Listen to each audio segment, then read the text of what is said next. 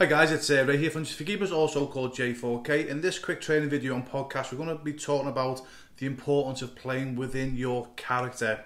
Okay, so let me explain more if you don't know what I mean by that. And I was actually guilty of this when I played professional myself. And what happens is a lot of goalkeepers, they tend to think that that when they're on the field, when they're playing a match situation, that they've got to be screaming and shouting and loud, etc. And obviously, as a goalkeeper, you actually have got to communicate. It's very, very important to communicate. But again, what some goalkeepers make the mistake of doing, and I made this mistake, because you hear people say, "Oh, you've got to be mad to be a goalkeeper. You've got to be loud to be a goalkeeper. You've got to be crazy to be a goalkeeper." And obviously, yeah, you have got to be crazy to be a goalkeeper, and you've got to be loud, etc.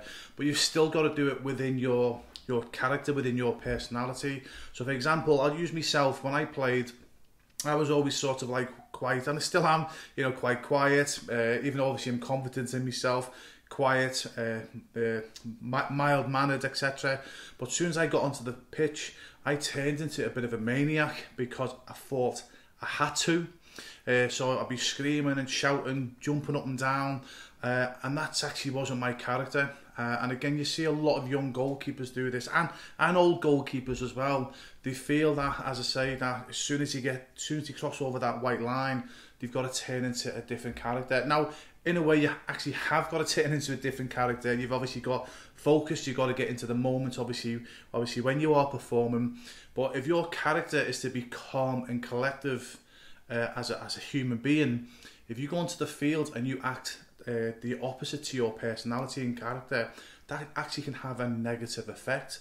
So if you're someone who is naturally loud, excited, bouncing about, crazy, and that's your personality, take that into a game situation. But if you're someone, as I say, who's normally calm, quiet, quietly confident, etc. There's no reason why you can't go onto the football field, the soccer field, and still play within your personality. You still be quiet, obviously still be mild-mannered, etc. Again, you look at the best goalkeepers in the world. Think about this for a moment. The best goalkeepers in the world. When they're playing, you don't see them jumping up and down, screaming and shouting, pointing fingers, running 15, 20 yards off the line and grabbing their, defenders, etc. Because that's not their character to do that. And again, I'm not saying it's wrong if you are a goalkeeper that jumps up and down, and runs off the line and grabs your defenders and give them what for, etc. That's okay to do that if that's your character.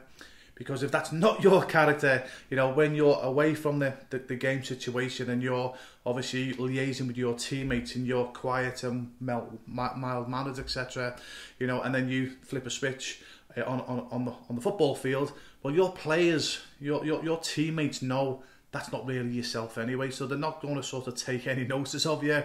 Anyway, that makes sense for the most part. So it's super important that when you play, as I say, play within your character. So again, for example, as I say, if you are a quiet, confident human being, as I say, there's no reason that obviously you can go onto the field and you can be a calm, quiet human being, etc. I'll talk about the importance of communication in a moment. Okay, yeah, but as I say, if that's your character, stay within your character. It's important. You don't want to be having a battle of personalities when you're on the football field, because again, I'm not going to go too deep into this. Your mind will know, hold on a minute, right? This is not you. This is not how I normally conduct myself. And you don't want to be having a conflict of personality. So if you're someone who's quiet, naturally quiet, don't all of a sudden go crazy because you think that's what everybody expects of you, because one, that'll be a conflict in your subconscious, okay, which you don't want, and within your mindset, without going too deep on the subject here, guys. But also your teammates, they know who you are anyway, so they're going to go, come on, behave yourself, and they're not going to listen to you. And again, it's the opposite. If you're someone who's, as I say, your personality is to be loud and, the joker and bouncing about and, jumping everywhere, hyperactive, etc., that's your personality, when you're on the field, if that makes sense. Now, no matter what your personality is, again, please don't get mixed up with what I'm saying here in terms of your personality and how you should play within your characteristics.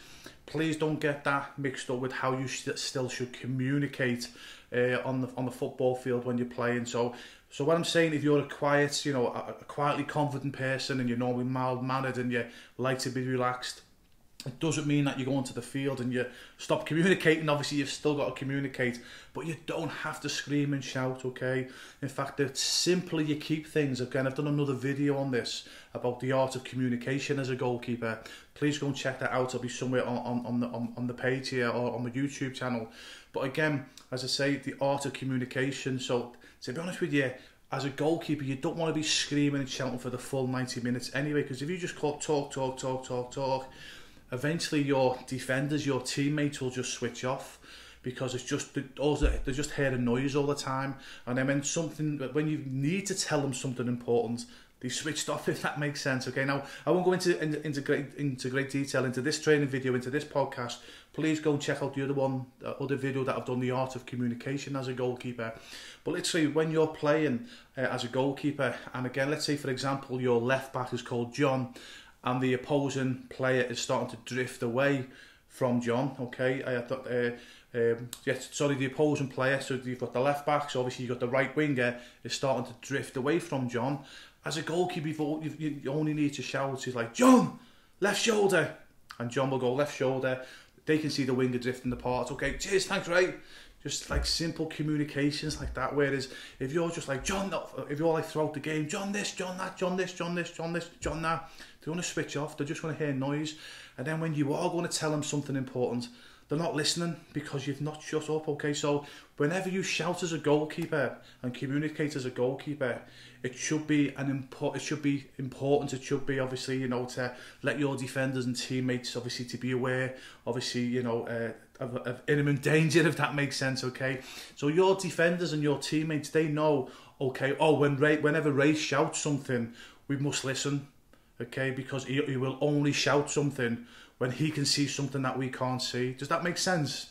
It's super important that you do that as a goalkeeper, guys. And as I say, you know, and even if your characteristics is to be loud and bouncy and all that as a goalkeeper, yet still take your character and your personality onto the field, okay? But again, just be careful that you don't talk too much as a goalkeeper, because again, it's brainwashed into goalkeepers, and normally by people that really don't understand goalkeeping. Oh, and they'll say, oh, as a goalkeeper, you've got to be always got to be communicating, and that's right and wrong to say that. Yeah, you've got to be communicating all the time, but to be honest with you, only when it matters.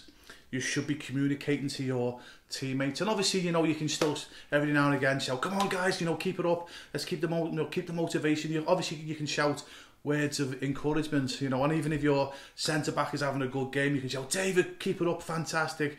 You know, you're on fire today." So you can still shout words of encouragement, etc.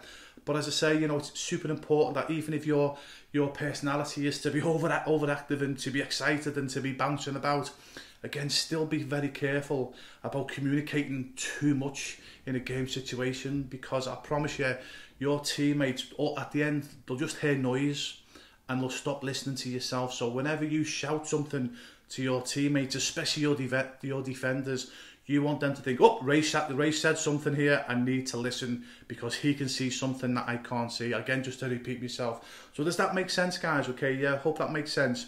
Whatever your personality is, don't go onto the field and act like somebody else, okay, yeah?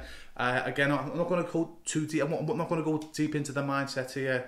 But again, your mindset will know it's not you as a character, and you don't want to be having personality conflicts when you're on the field. And as I say, also as well, your teammates, they know who you are anyway. So if you go on the field and start to be someone you're not, they're not going to take you seriously, okay, yeah? Again, so go onto the field, okay, yeah, and be yourself, nobody else, okay? But it's important as well to still communicate, to still be loud when you communicate, but again, get into the art of communication as a goalkeeper is to make sure, I say, that your defenders listen to you when you speak, and you'll only do that by, as I say, by not sort of yelling for the full 90 minutes, if that makes sense, because they'll just switch off. You just want to make sure that you're communicating just enough with your defenders that when you communicate, they listen, because they know they need to listen. So I hope that makes sense, guys, okay, yeah? If you're still a bit unsure about the art of communication for a goalkeeper, go to our YouTube channel.